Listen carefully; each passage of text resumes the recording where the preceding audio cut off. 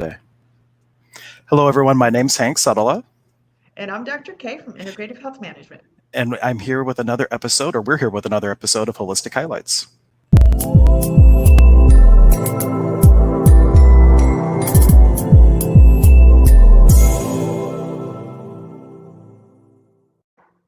Thank you to everyone for joining us. And just even though we have kind of a topic and something planned for today, these are meant to be kind of an open forum. So if you do have anything on your mind or certain questions, you're welcome to ask them in the comments. Even if you're asking on the replay, if you make comments, we'll see those and we can dedicate maybe a future episode to answering those comments. So please, this is meant to be an interactive experience if you would like to interact with us. Dr. K, what do you have? I know I can't even pronounce what this process is. What is this? Parametis? Parametis Oh, I did process. say it right. Great. You did. It's not that And since hard. I am the guinea pig today, I wear my little cadaver shirt so everybody can see. I'm being very vulnerable, showing my innards to everybody, being a guinea Your pig. organs are in there. Hank thinks it's Halloween. It is Halloween. Well, it's just the closest thing I have That's for. my favorite holiday anyway. So that's the only time I decorate. Yeah. So it'll be a little interactive today. Maybe a shorter version. Hank and I have already been discussing some things, but we'll do a little, I guess, a little background. So everything is energy, guys. Everything that may be a little out there, probably not in this group, but if you're new to this, new on the spiritual path, welcome. But there's a lot to learn, and it's a continuous process. We are always learning, and the soul is always learning. So it's going to learn with or without this body. So it's just going to keep doing things, But everything is energy. Our thoughts are energy. What we say is energy. So I think, Hank, I mentioned in a little text before that your word is your wand. So we can don't forget to remind me to talk about that, or maybe we should start with that. Sure. Um, yeah. So when you say things, that energy is already coming out of your mouth and it's crystallizing. And I know that that sounds a little odd, but you can measure this very simply by saying something like, you can take your two hands and say, I hate milk, and then say, I love milk, and see which hand feels heavier to you. And you can experiment on your own. Say it in your hand and then feel how that feels. The hate should feel heavier for you. Obviously, you don't want that, so you want to wipe your hands like that and clap so that energy doesn't persist. But when we say things, it emits a certain frequency, it emits a certain energy, and it starts to form out there in the world. Oop. I'm just I didn't telling mean to bring that up quite yet. I apologize for that. I'm So like, oh, well, crystals, I had it. snowflakes. I didn't have. Well, this is not snowflakes. I didn't. The reason I was bringing this up, as you were talking about it, I was thinking about Dr. Moto, and I don't know if you're familiar with him, but he was a researcher who discovered that if you were to use words with water and then freeze the water, you would get these different patterns. And so, like this is, I was bringing this up, but if you look at, let me bring up the one example specifically, like this one, the photo of the left is one with polluted water, and the one on the right is non-polluted water. This is not what I wanted actually, but anyway, there's some examples where like they had Hitler hate, a whole bunch of negative words, and the pattern was really not pretty. We'll say it that way. But I just wanted to give like a little science background for That's so cool. Thanks. how words can impact us. Because how much percentage are we? Well, we're 99.9% space, but of what isn't space, like 80 some percent or 90 some percent is water. So how affected are we by words? If water is affected in this way, how do they affect us and the people that we're talking to? A lot, a Yes. lot. So when you project something at somebody, when you're fighting, or you call them names, or you project anger towards them, and I wish I had a picture of that because it was a really cool picture. It shows a person just screaming at somebody's ear.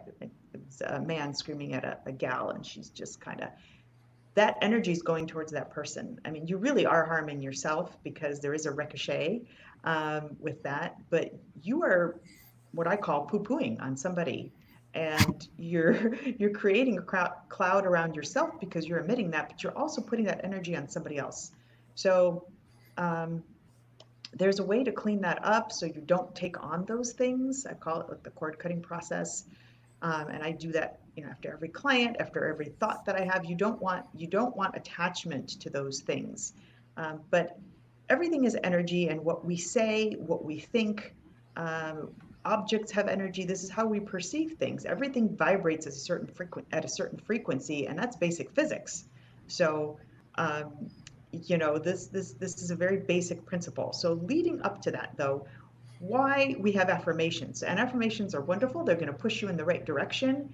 But why don't people say, well, I'm doing my affirmations and they're not working and I'm not making money and this isn't changing? There's a reason why that shift may not be happening as quickly for you, or you get so far and then boom, like things stop. Because there's some belief pattern in the back, and these are very sneaky little monsters, as I call them, little gremlins. We have belief patterns from our past that we were taught. Don't do this, don't do that, this is wrong, money's horrible, people with money are evil. These little things that we learn in our childhood that we start carrying with us through time. And just when we start to progress, in whether that be health or prosperity or any other direction, this is sometimes why affirmations and other things don't work as well, because we've got these belief patterns in the back that sit there and are going to pull us back. Oh, don't do that. Are you sure? Are you sure it's the right move to make? I don't think so. You might get in trouble. So that pulls you back from where you want to go. And I particularly use this in health because there's so many times where these little nemesis sit in the back, and when we're trying to make steps forward, they need to be cleared out. And there's a Oops. process. Whoa, Hank left. He's scared. No, I'm not scared. That He left. The no. skeleton left. So um, occasionally, well, anyway, I'll have to speak off air about what that might have been, but I'll uh-oh. do that now. Uh-oh. Um, so Usually when that stuff these, happens on Stir Crazy Shamans, not this show. I create all sort of nonsense, you You know? do. So when these belief patterns are there, we're going to have a hard time moving forth. And I particularly kind of pull this in with health, but it can be used in prosperity and all sorts of other things where we're just not moving forward. So an example is I had a client who just was really angry at she was a minister and she wanted to move forth in her church, and but she was really angry with somebody that made the decisions to up level, however they up level in ministry. I don't really even know how that works, but a chaplain, whatever. But she was really angry at somebody, and so of course she couldn't move forward. Every time she tried to move forward and get this accomplished and get the next certification or whatever it is she had to do, she wasn't getting there. She was denied by multiple places, or she went to the hospital, tried to work, it was denied. I'm like, we have to clear this anger, whatever's sitting behind all this, that's not allowing you to move forth and recreate it. So a Parametis process is a process where I use to, it kind of does this thing in the mind, because the unconscious is really what rules our 90% of our mind. Our conscious mind, we only use 10% of that, believe it or not. It's whatever's sitting in the subconscious mind that has been programmed, that is kind of navigating our way. If you have a tidbit to say on that, Hank, you're welcome to contribute. Oh, well, a lot of what you said, just to use some different terminology from my modalities, access consciousness would call what is preventing you from moving forward with creating something a glass ceiling. And the glass ceiling is caused by something, like you said, in childhood. It might be the belief that money is the root of all evil, for example. Or if you can either be rich or you can be happy, but not both. And if you would prefer to have happiness, no matter how much you are consciously trying to actualize abundance in your life, the underlying belief is, if I have money, maybe I'll turn into a jerk and I won't be Right. happy anymore.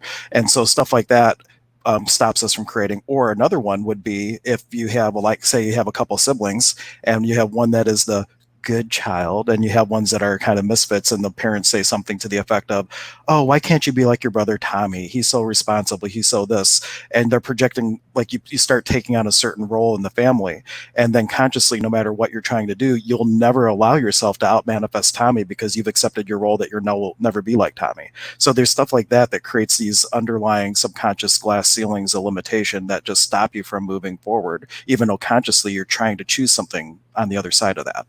Right. I call them upper limiters. There's actually a book on Yep. it's called The Upper Limiter. So no matter what you do, you're going to keep hitting the ceiling, like Hank says. So, Yep. but there's a way. There's multiple. I tell people there's multiple ways to get to your destination. Whether you use access bars, whether we do, somebody comes to me, I kind of use this to unimpress the subconscious and try to get that released. So the Parametis process is a process that I use to unwind the subconscious, and we get into those deep nitty gritty beliefs that you never imagined were there. So, I had another client that said, I really resent people for, doing this to me. And that came up through, it took about 3 sessions for that to start coming up. It's things you never even realize that have been sitting there all this time, that now it's like, oh, well, this could be why you're not moving forward. And so unimpressing that, when you unimpress the subconscious, a lot of times things start to release in the body. And so sometimes it's a little bit of a digging process. Sometimes things come up really quickly. A lot of times that happens. It just depends on the person and how receptive they are. But it's a process where we unimpress the subconscious. So let's see. We'll do a little example, but I want to put a little disclaimer on this, and because this is not something you do at home. This is not like technique that you just go digging through your head at home, because if you're not putting the right things in the box, it could have other effects. Again, when you say stuff, you're pulling out that energy, and if it's not the right thing, then it could go sideways, and we don't want that for anybody. So even though this seems very simplistic and simple and innocent, don't do it at home. If you choose access bars, that's fine. If you choose to see me or go both ways, however you want to do it is fine. There's so many ways to get to your destination, but this is just one process. So I guess we have to dig into Hank and find out Yeah, what's no, bothering you most. if we trudge things up from my childhood, my mother is watching, so we gotta tread lightly here. Okay. So maybe we'll just simulate something. No, no, I We don't it's have to do anything realistic. no, we're fine. I'm preparing my mom, so if you don't want to hear stuff, then you should go away right now. Oh. No, I say Uh, that lovely. I don't want, guys. I don't. I will be very transparent if something comes up. I don't know what may or may not come up, but we'll see. So, just so giving a typically, disclaimer. I tell people, like, when my clients come in, we do some talking. We do just, finding out where you're at, what's bothering you most. So is there something that's bothering you most? I mean, you don't have a health issue. You're not coming to me for specific things. So Ooh, this see. may be a little bit of a simulation. So, but No, actually, to use a real, I don't know if I talked about this to you or not, but with everything happening, some of the people that I personally have taught and given a lot of these tools, I see them going and diving into trauma and drama and really getting polarized. Where I know they have tools to stay and hold the space for the two sides to kind of harmonize. And so I guess as a teacher and a facilitator for people, I mean, this is not everybody that I've ever worked with, but I had a really heavy heart. And I think Monday I was reading one and they were actually commenting F the light workers, F oh, oneness, all this stuff. oh, It was like, oh my goodness. And I know they have all these tools where they could have, everybody has moments like that. Even Christ wrecked the tabernacle, right? But still, as a facilitator and a teacher, I saw that and I was just like, oh, and it was just really heavy on the heart. So I guess stuff like that is kind of heavy, where people have the tools, but they're choosing polarity anyhow. and that's where we get down the rabbit hole a little bit, and found myself doing that too. It's We can never want something for somebody more than they want it for themselves, and that's a bit of a challenge sometimes. But a lot of people are getting angry, so we can do something really simplistic. So when a client comes to me, we talk a little bit, we find out what's going on, and while they do this Parametis process, I'm using a crystal and clearing and cutting some of the cords. So I'll be kind of doing that off to the side while we simulate how this works. And then things just clear out. And so I do a little bit of healing while my client is saying this, and then we do a whole clearing process after that with just a whole chronic healing, energy healing that I do after. Um, so let's just do something so I guess people can see how this works. So you're gonna hold your hands, you're gonna pretend you're holding a box, like, yeah, probably about that Okay. far. You're gonna pretend that there are green flames in the box, Okay. and you're gonna say you're gonna say this line over and over till I tell you to stop. And we're just picking something Okay. And am I saying this out loud or just in my head? out loud. Okay. You're gonna say all the times and all the ways I get angry.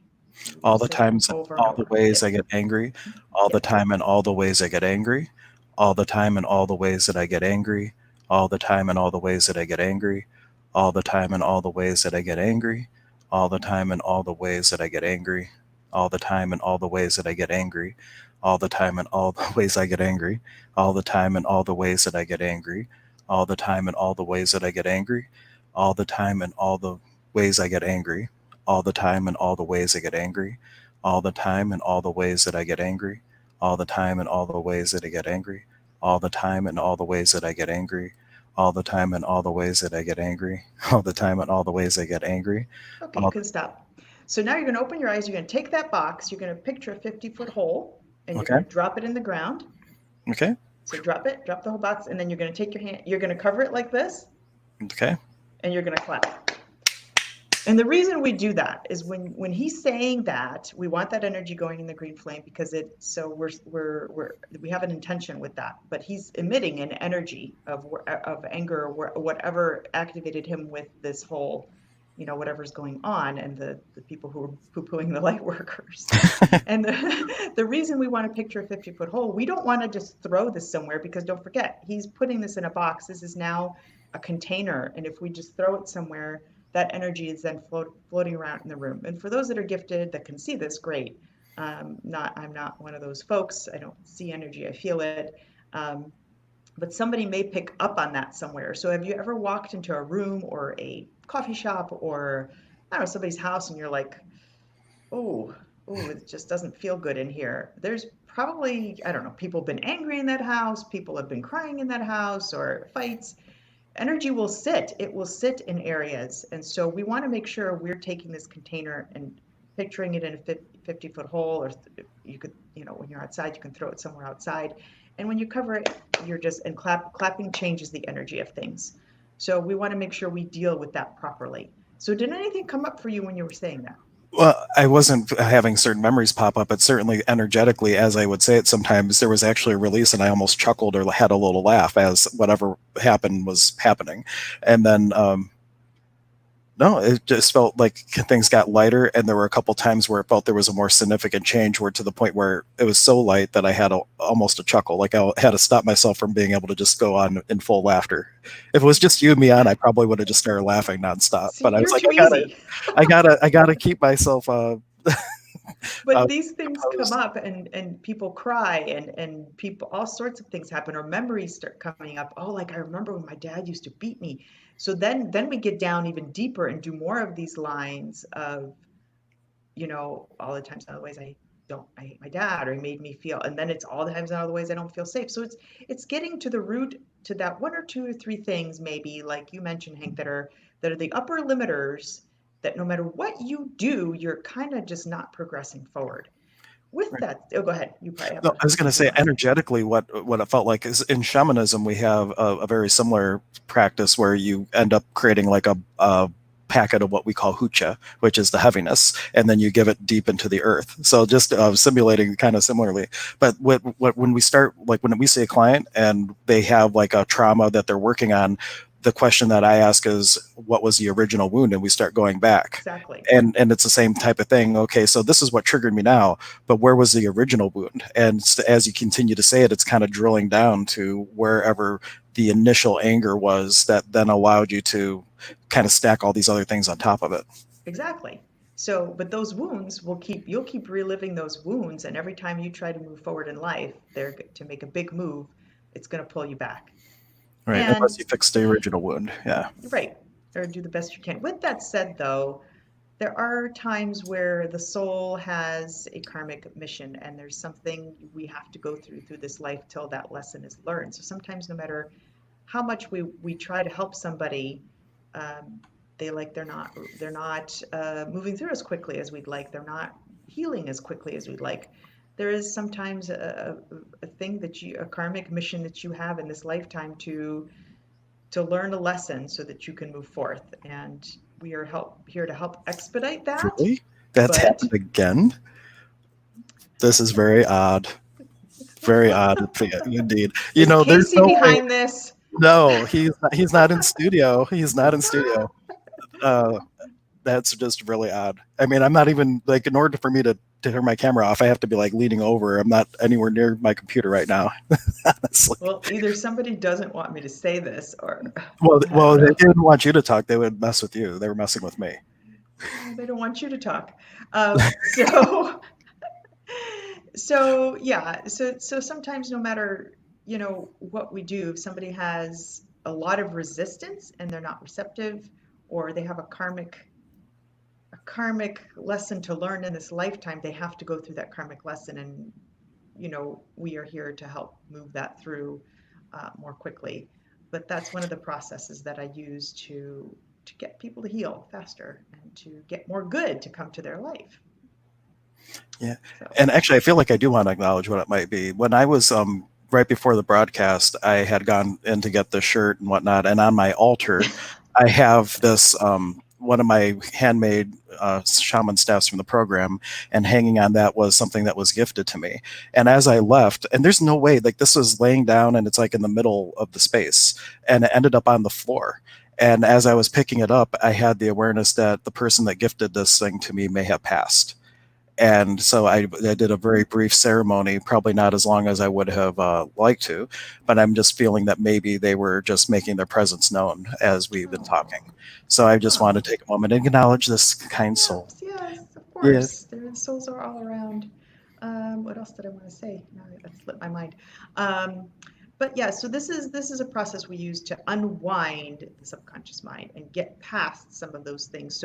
So we create space and we disintegrate those beliefs, so more good can start coming in, because we sometimes we don't even realize these things are happening, and they hold us back in so many ways. And but sometimes there's resistance, and sometimes people don't want to look in. Like I had a client that came in, and so we were doing the biofeedback, and there was some relief there, and I'm like, something came up on there, and I'm like, let's go in the healing room, let's do just a couple sessions there. He had neuropathy in his legs, and there's a long history of that. But we started digging, and we found that he had a job where he was feeling very scared. He didn't know how to do it, but he was forced to really work hard. And they threw him into this job, and he felt like he couldn't stand his own 2 feet. I'm like, fascinating that you feel very wobbly and you know wobbly on your feet, and your foot feels numb, because he's kind of going through these health issues. Within 2 sessions, he's like, I'm feeling in my leg. This is promising. So I'm like, okay, let's go to the third session. And he's like, no, can we just go back to the other machine, to doing the machine? I'm like, why? This is working. He goes, because that was easier. Like, okay, don't want to dig up those things. Well, So and a lot of people seeking healing, they haven't necessarily made the choice to truly heal. They just don't want the effect of the suffering, and so they want to treat the symptom and not the cause. And then we were kind of talking about this before. You also have people. I had one client who I called. It was like the perfect trap. They had been to a lot of different healers, and they had been working with me for a while. And I actually had a class where a facilitator was talking about people who create these perfect traps that nobody can heal, and there was actually a process for it. And the second I had this process, I feel like they intuitively knew that I had discovered this or something, and they like fired me as a healer. And that was the last time I saw them. And it's like, I finally have the thing that's probably going to change it all. But sometimes people like the drama of not being able to be fixed, and the secondary gain that you get from all the attention and all yeah. the, well, that's just not right, or whatever they're getting from it. And then one of the tricks around that is to find, well, how could I create that same benefit without having to have the disease or the issue? Yeah, that's definitely, I see that time and time again. I saw it a lot when I was in my foot and ankle practice, when I was with my group. A lot of I can intuitively see where somebody, we talked about this, I don't know if we talked about this last session too, where people just kind of want to, I say this with the utmost respect, but want to stay where they're at, because the disease, the condition, whatever it is giving them something. And if that is taken away, whatever it is, it could be the struggle is then taken away, attention is taken away, love is taken away, because whatever they have is you're proving something. There's also this thing called the need to be right, and the need to be right will keep you locked in situations. Like, this is it. It's my view or no view. And it goes in so many different directions. I have the need to be right that I can't be successful. I have the need to be right that this will never work. I have the need to be right that and it will keep you locked in a circle so that you can't get past and on to your next step, wherever, however that is. So sometimes we just use that line to move things out, so that you can get past that and you can move through. And it's never just this. There's once things have been, like I talked about before, and we talked about before, when things are outside. So when you say these things, they sit in your field. And I know sounds a little wonky, but it sits around you. The energy sits around you, and if it's not cleared out, then it starts to manifest. It starts to work its way into the body. It's like what's the word I'm looking for? Not a catch-22, but it circulates. What's inside has to come out, and what's outside will go in. Right. So it's very important to clear these things out so that they don't work their way in. And the way that we describe it in shamanism, if you think of your bubble, we call it the pop bow, which or similar to an aura for in the northern traditions or whatnot. But it has this energy to it, and if you have an original wound that's really really deep within, that's like leaving your window open in your house. And though you're not inviting someone to rob your house, you left the window open for that to occur. So you have the original wound, and it almost like taints an area of your bubble, like stained glass, so that anything that matches that frequency can come in. And so Right. that's the importance of healing the outer that inner wound. And it starts out here. We call it white hucha. It's like the white chocolate. Hucha is just a word for heaviness. It doesn't mean good or bad, but it's a heaviness because it's sticking to your bubble. And if you don't fix the hole, then it continues to condense down till it's closer to the skin of your physical body, and that's like the milk chocolate hucha. And then if it starts to manifest physically, that's like the dark chocolate hucha, and that's where like now the body is starting to show things that are going on Symptoms. because of it. Yeah, symptoms. Yep. And Yep. but if you can catch it while it's out here, which is one great thing for your biofeedback machine, it like catches things way before they become actualized in the physical body. You can catch it out here and really before it drills down to becoming a problem. But with this Right. process, I'm feeling like you get to that original wound that will seal that hole in the bubble from that start happening in the first place. Right, because I do a healing after we close things up and we clear all those things out, and it's just amazing what starts to happen. I cleared out so many things in a matter of 2 sessions, 3 sessions. It just depends on everybody. Everybody's different, as to what wounds they have and how hard they want to hang on to them. But I've had things clear. I've had belly pain clear out within 2 sessions of doing this. I've had, yeah, 3 people that I've had with belly pain within 2 sessions gone. And the real thing feel that really makes the difference between how quickly things happen is the person's willingness to receive and actually look inside and do the work. They Yep. got to be not afraid to go in. One of the exercises I had to do in a class is you had to sit in a closet for hours, just in the darkness, just you, yourself, and your soul, and see what bubbled up. And that is way harder than you might think. uh, Yeah. People and have a very tough time with silence. I've heard that and seen that time and time again. Just yeah, people we have a have very tough time being quiet. we have a couple comments. I'm going to go through Okay. them, and if anybody has comments, please go ahead, ask your questions. But first, thank you to my mother. She stuck around. I didn't know if it was something from childhood was going to come up or not, but thank you to Oh, her. cool. Mary Oh, Lee she's was just sweet. coming in saying Oh, blessings.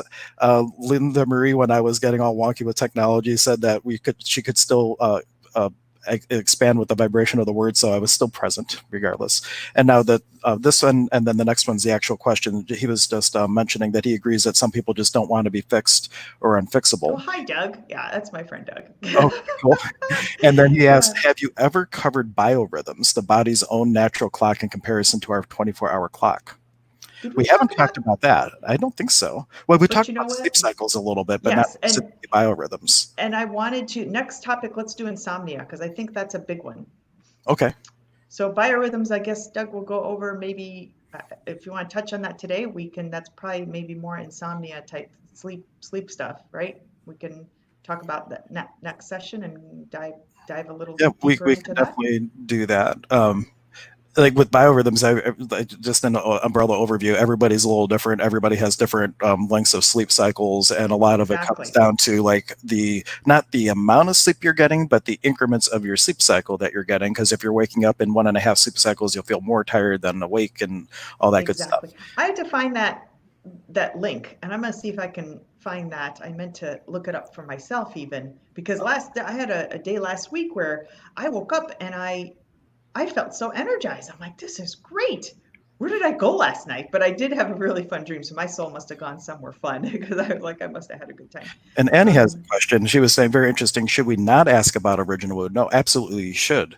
yes, Though, so like if you were doing this, if you're not, if it was somebody that doesn't have a training in the background, a very passive way to work on it. Like if you're trying to do it on your own and not coming to see me or someone else, you would start just by saying, "When have I felt like this before?" And you let whatever that energy is percolate up, and then you have that handed off to the earth or to the light, whatever processes you have, and then you say, okay, when did I feel like that before this? And you just kind of, it's called tracking. You start tracking it back, but it is far easier. I speak from personal experience to have someone else facilitate you in this because your ego is oh yeah, sneaky. Your ego's oh sneaky. yeah, And your ego wants very much for you to stay where you are, and it will let you relive your worst day over and over again because its job is to make sure that you survive. And it is the skin of the water balloon that keeps you apart from the ocean. It's what keeps you as an individual in this divine world, right? So it has a very specific purpose. We don't want to eliminate ego.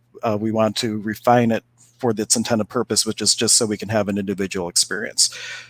That being said, if you're trying to track on your own, the ego is really sneaky to pop things pull you up back. and give you like false leads and stuff like that. But if you're working with somebody that is intuitive, especially, and they can kind of track around the ego and get to it. So it's just easier when you have someone else. But if you don't have the luxury of that, which you do, because I do virtual sessions, Dr. K does virtual sessions. So it's not like people don't have resources. But if you were doing it on yourself, it would just be a more passive. When have I felt like this before? And you just have to be relentless and you just keep going after it and pick something that will help you process it when you get through it. And the other thing I would say is the intention behind that is not to relive the experience. It's mainly to identify the energy, then hand it off. You don't have to go, oh, this was the memory, and you go diving in and you're reliving it in your mind. Don't do that. You're just identifying the energy, give it to whatever you're giving to, teammates, whatever the case may be. Yeah, thank you for pointing that out. The ego, the lovely ego, it will pull you back. We all Edging. have it. Edging got out. Yeah, it is, some of these things are so, as I've learned in the past 2 years, just doing heavy study on this, it's just, and heavy work on it, you have to find yourself catching it, and you have to use your mind as an intellect and as an observer, and like, oh, there I'm doing it again. That the ego will pull you back like nothing else. It is designed to keep you safe, but then you're not moving forward. And gosh, it's caught me so many times, you know.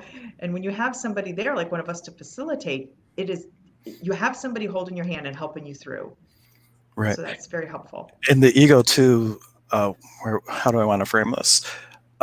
It only can base its choices on past data. So like it's pulling from everything in the past. But when you're trying to choose something completely new and it's a new possibility, it freaks out because it doesn't know the outcome. If you choose Right. something similar to what you've chosen in the past, it knows you will survive. But if you pick something you don't know, it's like, ah. So you want to Yep. reframe fear, right? Instead of fear being something that holds you back, look at it as an acronym for feeling excited and ready, and then you just move forward. And Right. that's actually a glass ceiling from way down in childhood potentially as well. So like Dr. Dane here gives this example in one of his books. He was at a Cedar Point type of place, but more for kids, and he's about to go on the Ferris wheel or merry-go-round, I forget which, and he's excited. He's jumping up and down. He's all happy, and his parents say, "Now don't be afraid." And so at a very young age, he started to associate excitement Mhm. with fear. Fear. And Yep. so, how many places are we misidentifying excitement for doing something new and stepping into possibility with fear, and then not choosing it because we think we're afraid, but really we're excited and we're misidentifying it as a fear? So, that is a huge tipping point to start really moving forward in one's life as well and starting to choose possibility instead of complacency. It's really tricky. And I think the way I move through some of these things is you have to trust that the world has your back. God, universe, Brahman, however you want to refer to it, it always has your back. You're still here through all this stuff. You've still made it, whatever it is, and you will make it again. And you will make it again until your soul decides it's time to go. So, and a lot of souls right now are deciding that that's the case. But, there's just the other thing Hank and I were talking about right now is the level of energy is really, really high right now. So if you're sensitive and you know, an empath then or intuitive, really buckle down right now and ground yourself because there's a lot coming to the surface and um, some people are having a challenging time with it. Some people aren't even realizing why their anxiety levels are so high because they don't know anything about any of this. Like I had a client I saw yesterday. She's like, I'm having heart palpitations. You know, I've had such high anxiety. Some of it's past stuff, but I said, also be aware, look at what's going on in the world. And here, she didn't really know she was an empath. I'm like, you're just oversensitive, and some of these things are not yours. So ask yourself if it's yours that you're taking on.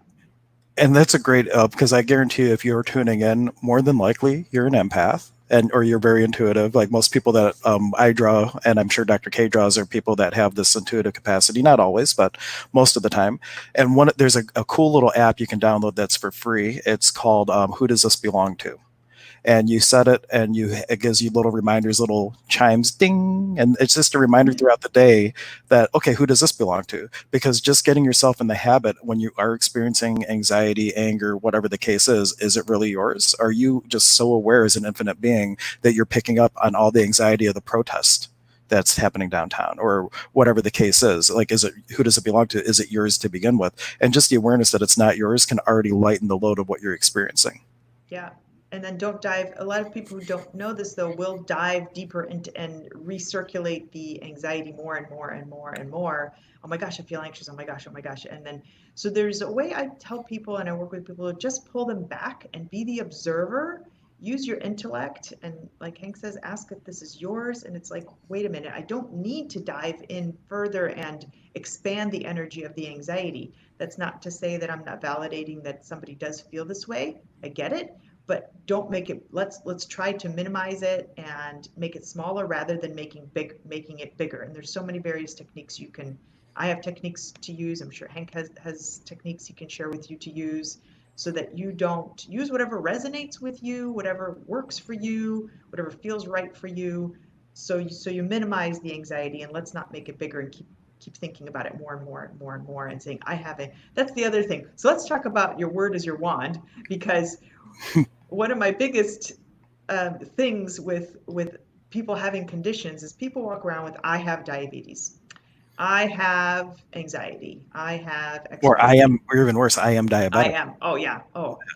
So guys, your brain is super powerful. And when your thoughts, when you think something like that, or when the doctor tells you this and you go home with that diagnosis and you're like, oh, well, I'm diabetic now. And so your cells go, oh, we got to listen to that. Okay, we'll follow that lead. And whatever is small now exacerbates versus saying, okay, great, thank you for the information.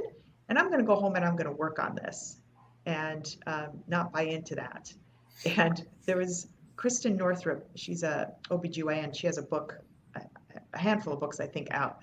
But she had a very interesting comment. She said she had the scenario of a patient goes in with cancer to see the doctor, and the doctor goes, you know, how have you been doing? She goes, well, I've been doing great till I have to wait 2 weeks till after I see you to, you know, pretty much detach from everything you tell me here all the time. You know, so it's very, you know, it's like don't own it and embody it. Say thank you for the information. My body's doing something. So let's start cleaning it up and getting it better. And then let's dive in. Let's dive in energetically. Let's dive in physically. Let's get the body to start healing. And this is something embedded into our language. And in 1940 something, a lot of words were changed, definitions and vocabulary wise. But I want to give this example. My wife is from Germany, and she's a translator professionally. And if you were to translate "I am hungry" into German, it wouldn't say "I am hungry." They would say "I have hunger." So hunger is something you have. Hunger is not something that you are, for example. And just it's really clear to see the distinction in the language, like how much English, when we're saying things, it creates different things. And then the word "want" literally means to lack. Like rich people want for Exactly. nothing, but we're taught to say "I want money." And the intention is to use it interchangeably with a word like desire, but desire is something like that I would like to bring that into my life, where want is acknowledging I lack this, and the universe knows energy, not words. So if you say "I want Exactly. money," it says, okay, you lack money, great, that was easy. So yeah, we're going to talk about that because I think all this stuff's really how you phrase things, what you say. Saying I am is super, super powerful. That goes back to the days of Moses and God saying, I am that I am. This is, this is my word. So when you say that, there's the whole theory of you're embodying what God has put forth and you're owning that then. So when you say, I am pathetic, I'm so stupid, be careful what you say because you're going to start materializing that. You're going to start drawing more of that in. And that's going against the beautiful energy principles and the light principles and Yeah. God's principles. And beingness precedes doing this, meaning that you choose who you're going to be, and then the universe gives you opportunities to experience that beingness through doing. So if you're saying stuff like "I am stupid," what is the universe going to deliver to you? Experiences that allow you to express that being, and then it creates this downward spiral. And so, wherever you are, if you are trapped into that type of thing, a couple tools that you can use to start bringing yourself out is to say, instead of that, what else is possible here? And it starts this upward spiral because the universe will show you a different possibility, or how does it get any better than this? So whether you just stubbed your toe or you just won the lottery, you're telling the universe, show me how it gets better than this. And then the universe puts into motion to give you an experience that shows you something even greater than what you just experienced. Yeah, and I think most people don't even pay attention. What you just said, how can it get any better than this? How does that feel when you say that I love it. versus life sucks? I probably say it What in the triple digits some days, I swear.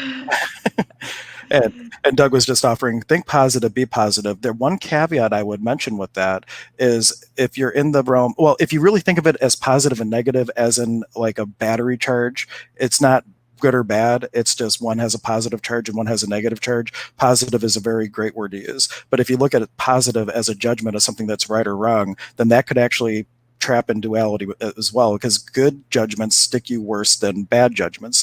For example, something's not working in your life, you will look really work hard to change it because it's causing something not preferred, right? But now if something is, I have enough money, everything's nice, everything's fine, like you're settling, like, so the judgment that you have enough or whatnot maybe stop you from asking for a different possibility. So positive and negative in the stance of just a charge is one thing, the poles of positive and negative vibration in the duality, but to take any judgment off of the words. So just a context around that, this possibly. gets really tricky. It It gets does. like it's almost like the physics of words and the physics of energy, and sometimes it's even tough for my mind to wrap Right. around, Well, and I'm careful, especially when we do streams, because people can use the word, but the energy underneath the word, they were using it energetically correctly, but they just used a word that someone else might associate with. And if they emulate that behavior, they would have a different result because they're in a different space energetically. So I just really like when I see stuff like that. And when Casey says things on the other show, like I call that out whenever I'm aware of it, because you never know who's watching. If they use that word but not energetically in the same space, they may have a very different result. So I just like to make a lot of context around words so you can tread lightly and very awarely as you start to dive into using things like that. And another energetic place that you really would like to avoid, and we do it all the time, is I wish I could understand. Right. I've So if learned you're that one the hard way. yeah, so if you're trying to understand your parents, for example, or you're trying to understand your next door neighbor why he's a jerk, or whatever the case is, you throw that energy out there, and you're other than conscious. The universe will create a similar experience for you to make the same choices they did. So all of a sudden you go, "Oh, I get why they chose that." So instead of that, be like, "Well, what could I create as a new possibility related to that?" or something like that. Instead of being in the energy of understanding, which puts you underneath their energy, and you create a similar experience, you can be like, "Well, what could I be to create something different?" And then, because does the understanding of why they made their choice matter, or what feels lighter, being able to be the energy to start to facilitate a change? Exactly. And we were talking about we all have our stuff. I mean, so long as we are not all awakened souls. So while we are on this planet in this physical body, we all have stuff and we all have an ego and we all run into things. I used to think some of my mentors were just like absolutely invincible. Like, what do they never get upset? Do they never have a bad moment? Like every webinar is just perfect. I'm like, they got it. They must have it, And then they finally, some of it, it's like we just stuff will still hit you, but the goal is now you have a higher awareness. Now you can catch yourself more, so you don't go down that rabbit hole as much, and it will help you navigate life much faster. Right. And Casey ran into something just recently where he had a day where he felt really heavy. And if you feel like you're that you've been working so hard and you feel heaviness and you resist it, you could actually prolong how long it is. Casey took a deep dive, just took one day. I told him, like, have yourself a pity party, watch some anime, like, and just take care of the body and give yourself like what. And I had the same thing on Monday. Like, I just had a super heavy day, and I was like, I need to take like a me day and just like kind of chill. And my teacher Patty Conklin would say it all the time: have yourself the pity party, then you suit up and you show back up again. Exactly. But if I was in resistance, like, oh, I shouldn't be feeling heavy, I have all these tools, and I didn't give myself permission to go there, then I would have prolonged that experience for much longer. So you want to honor the feelings that you have, but you move through them way more quickly when you really embrace, yes, I'm experiencing this, and instead of resisting it, you move through it. and Yeah. and if you need assistance with it, then there's resources out there like our webcasts and all kinds of fun things. Yeah, definitely. If you're feeling down, you're feeling, give yourself the pity party for, however long, and just, well, you don't want to do that forever, obviously. I I tell usually one people, day, give yourself a day, see how you feel, and then I and then tell people 15 minutes, 15 minutes. get out of Well, it. well, I guess it depends on how big of a thing it is. How Casey, big of a party? yeah, how big of a party? Mine, when I don't get knocked off kilter often, but like that Monday, that's when I read that post in the morning, and I was just in a funk all day. And then and plus, then I had my one part time gig in the finance world. Still, I only do that on Mondays. And by the time I got home, I actually just clocked out early. And we'll see if I get fired next week because I just left early. Just like I'm going home, and I'm just gonna play a video game and just kind of take some me time and just sit with it. And then I did some active work on it a little bit later, but I let myself experience where I was, and then I chose something different. And Yeah, that's about examining your being feelings. being in the awareness to choose is the biggest thing, because if you experience that and then you start reacting or you just try to start numbing yourself out, that's where you can have a slippery slope. Yep, that's where a lot of people run into problems. I always tell people, in my mentor Kismet too, she always says, it's better. She did a little webcam yesterday, and just, you're better to examine your feelings than not. You're better to dive in and examine the anger, examine the sadness, examine whatever it is, than not. Because when you don't, it starts to create problems. And we're, here to obviously help you work through all those things, because we all have them and they're all going to hit you. And the goal, I always tell my clients too, it's not like, yes, we'll reduce a lot of your stress, yes, we'll get you better, but for me to tell you stress will never hit you again, I can't do that. We'll get you to a higher level where you're maybe angry for 15 minutes versus 5 days. um you know that's what happens. You're not going to stay in the anger. You're not going to stay in the frustration for days and days and on end. That's not an energy you want to sit in. So No joke. I'm like, And that where did Hank go? He didn't like this. no, Somebody didn't like this. I picked up my phone and I had the thought I was going to check my buddy's Facebook page. I was just who I thought passed, and the second I picked up my phone to do that, that happened. And not only did I go away, it told me my It services kicked were. you off. I know, and I couldn't even come back. All the buttons were gone. Apparently, I need to be the star of the show today, not you at all. Oh my goodness. Uh, um, but yeah, so you definitely want to, you don't want to sit in that energy. And that's when I work with people, we clear some of these things out. You'll find that the charge, meaning when somebody makes you angry, you're not at a level 10, you're more at a level 4 or less even. When I did a whole bunch of this work, I was really going through a really rough, long relationship, and it ended. And the miraculous thing that happened, where I usually would get, oh my gosh, like so fearful, so all these feelings were percolating. Like, he was name calling me a lot. I guess I can. The solar plexus was out and really not happy with what's going on. I felt no reaction. No, I mean, I knew it. I felt like I could feel where this was coming from, but I was not reacting. And I'm like, wow, I must have cleared something, because normally I would be like, oh my gosh, what do I do with this? So I was like, this is fascinating. But I had spent quite a bit of time clearing and doing some karmic clearings, and just, so this is just a sheer example of when I get upset now with certain things, they just don't last. Aside from Sunday, I had a rough, not rough Sunday, but I was very quiet, because I knew, I'm like, this is part of this is mine, part of it's not, part of it's what's going on downtown, with all that happened. So you start to just pull yourself back. And I tell people, pull yourself back and watch it like a movie. Watch it like a movie, um, and don't dive into the reactions of it. Because when you start diving in, you're going to expand that energy within you. You're not going to feel so good. And that kind of stuff, the anger is what's going to start working its way in. And over time, that's how arthritis starts happening. That's how, all sorts of conditions start happening. You open that door, like you leave that door open for viruses to say hello, I'm coming in, and for your flu to come in, and all these things. So we don't want that. At least I hope you don't want that. Hopefully not.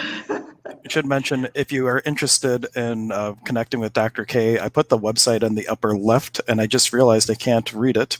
Could you say your website out loud? Oh, sure, sure. It's www.ihmohio.com. Yeah, I just want to say that because ihmohio.com. we're uploading these onto podcasts now.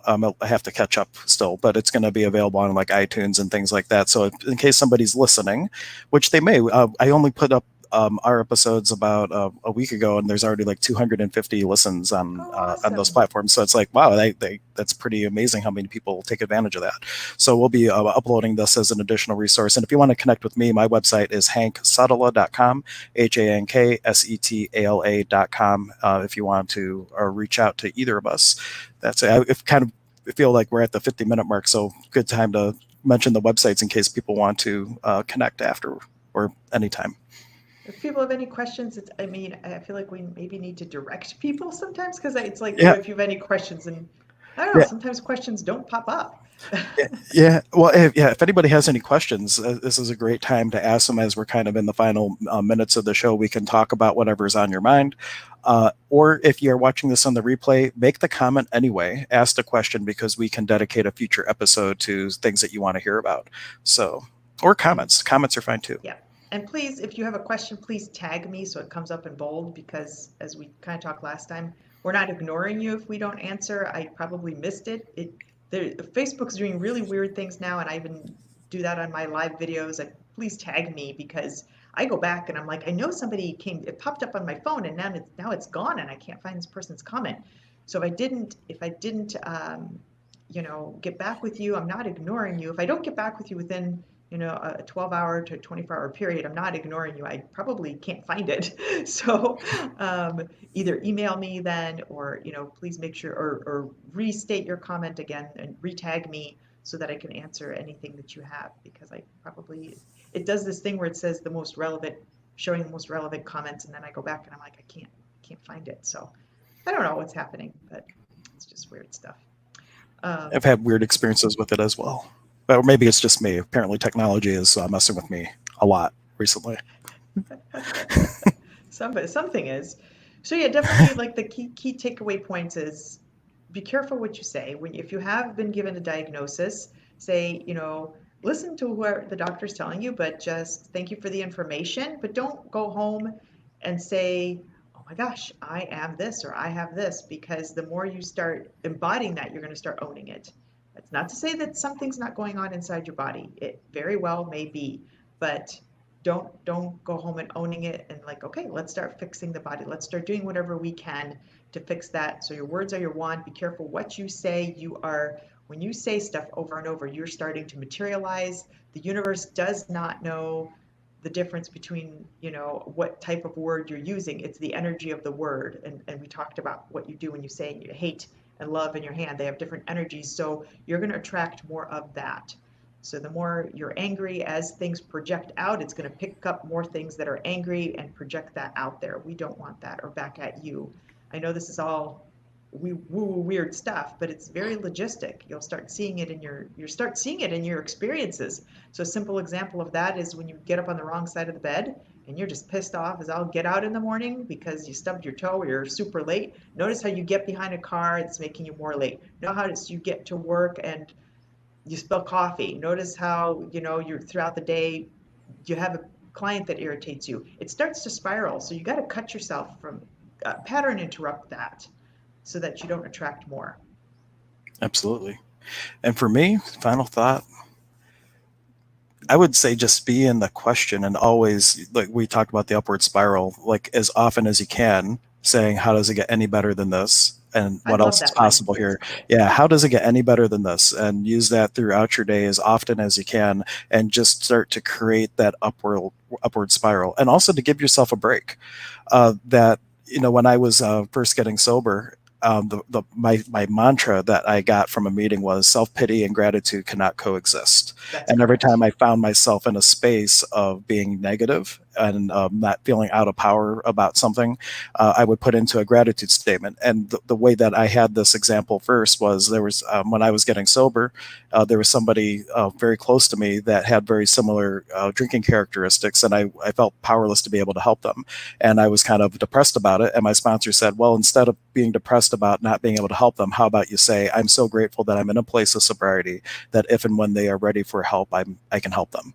And so it started as a word game, but over about a year, all of a sudden it shifted. And instead of it just being a word game, I actually went to a place of gratitude. And after that happened, everything just started with it. So you pick a tool like, how does it get any better than this? Start using it. And if you don't feel it right away, give yourself the benefit of the doubt and stay the course. And over time, there becomes a tipping point where all of a sudden it really starts to Yes. build up Thank you momentum. for pointing that out. That is such an important point because I probably track this myself because I'm an instant gratification. I want this fixed. I want my pain fixed today. Like one session and I want to be done. Yep. Be an allowance. That can happen. Healing can happen like that. But be patient if it takes time because there is a tipping point. There is a point you get to where the shift starts to happen, whether that's a week, whether that's 2 weeks, whether that's A six day. weeks, a day. Yep. It's hard to say how fast that's going to happen for somebody. But there's things I've had to do for, I can tell you, it was a year before I really made some major shifts in my system. You have to stay the course, be patient, know in your heart that it will change, know in your heart that you will get better and that things can shift. But you got to stay the course, and it's like brushing your teeth just every single day, Every day, multiple times a day. multiple Yeah. times a day. As Yeah. often as you can think about it. And the other thing that comes along with that, the more often you can use these tools, that means that you're showing up for your experience and you're not on autopilot and you're not just going through life reacting, because you're taking a step back and you're making a choice to use a tool. So that means you're showing up. And that's part of the big thing is like so much percentage of what we do throughout the day, we're doing on autopilot and Yeah. we're not doing consciously and we're reacting through life. So just by Yes. giving yourself Yes. the slow down and let's use a tool, let's say the stuff that the crazy shaman and the doctor were talking about, that you start to you start to be present for more of your experience, and you'll find yourself making choices and responding instead of reacting, and then you have Exactly. way less piles of shit to dig yourself out of then. Totally in agreement. That is just showing up all the time. Consistent action yields consistent results. That's just hands down, it's physics, it happens. So, yeah, the more you can pull back and just start to use your intellect rather than diving in, it's just, there's a whole book by Swami Parthasarathy, I can never, Indian name, but The Fall of the Intellect. It's a really thin little book, but if you're up for a little intellectual philosophy, he really describes the fall of the intellect and how we can't discern anymore. We just like to dive in. And so it teaches you how to pull back and just like, okay, I'm going to discern what's going on here. Absolutely. Well, cool. Well, thank you everybody for showing up and being present with us today. We will be back Yes. next Friday talking about We'll talk about sleep, insomnia and sleep insomnia. Yeah. and whatever else is on your mind, because as you can tell, we don't mind going off topic. And I think that's where the real gold of these conversations is to follow the energy of what comes up while we're talking. So thank you for being present, and we will see you next time. Bye, everybody. Bye.